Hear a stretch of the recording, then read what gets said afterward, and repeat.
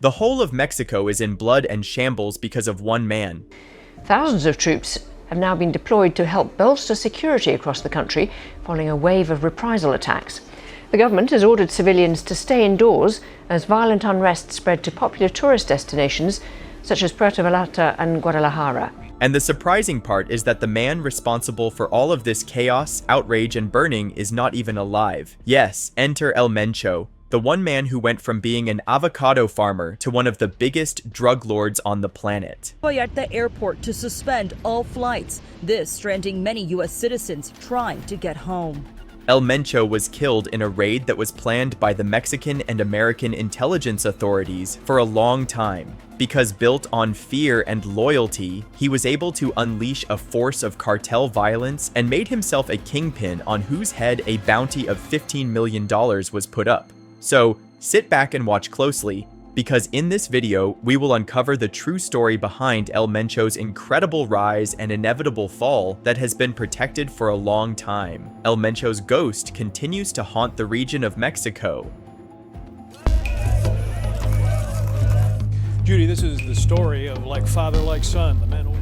As a teenager, Nemesio Oseguera Cervantes was not the face of evil you see today on most news thumbnails. He was a farm worker. He dropped out of school early, and like many other young men from his region, he crossed into the United States illegally looking for work. He took jobs that nobody else wanted in California: construction, landscaping, the shadows of the American dream.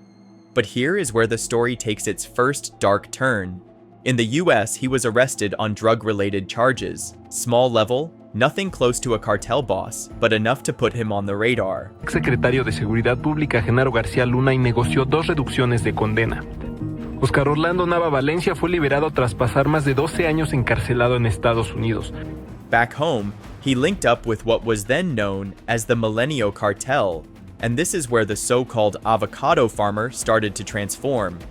In Mencho, he learned the logistics of drug trafficking, how routes are built, how bribes work, and how violence is used as a tool, not just to kill, but to send a message. He watched bosses rise and fall, get arrested, get ambushed, get betrayed, and he did something very simple but very powerful. He survived and took notes. El cártel Jalisco Nueva Generación, CJNG, uno de los grupos criminales más violentos y expansivos de México, perdió a su líder fundador, nemesio oseguera, alias El Mencho. When Mencho began to crumble after key leaders were removed, most people in that world either ran, surrendered, or died. El Mencho did something different. He stepped forward.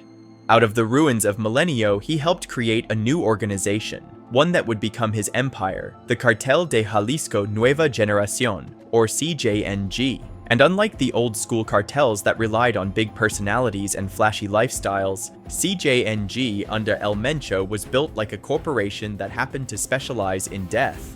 By 2020, it had become abundantly clear that the CJNG was using cryptocurrencies to conceal suspicious transactions.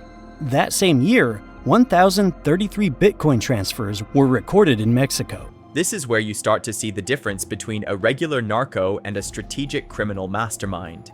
He invested in something far more effective: discipline, fear, and infrastructure. He recruited ex-military police and hardened sicarios. He trained them, armed them, and let them loose with a simple rule: the state is not to be feared, the state is to be challenged. Under his leadership, CJNG expanded at a terrifying speed. From Jalisco, they pushed into neighboring states, seized key highways, border crossings, and ports. They did not just move cocaine, they moved crystal meth, heroin, and eventually became one of the most powerful players in the fentanyl pipeline into the United States. And then came the moment that announced to the world that CJNG was different. In 2015, during an operation in Jalisco, Mexican forces sent a helicopter up to target cartel members. CJNG fighters used a rocket-propelled grenade to shoot it down. Think about that for a second. Not an ambush on a dirt road, a helicopter taken out of the sky. For the average Mexican caught in the middle, El Mencho was not a distant villain. He was the invisible hand behind roadblocks, burned buses, extortion calls, and the constant fear that a normal day could turn into a shootout.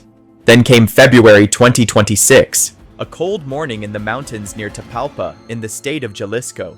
Mexican Marines and specialized units moved in on a cluster of properties believed to be used by CJNG.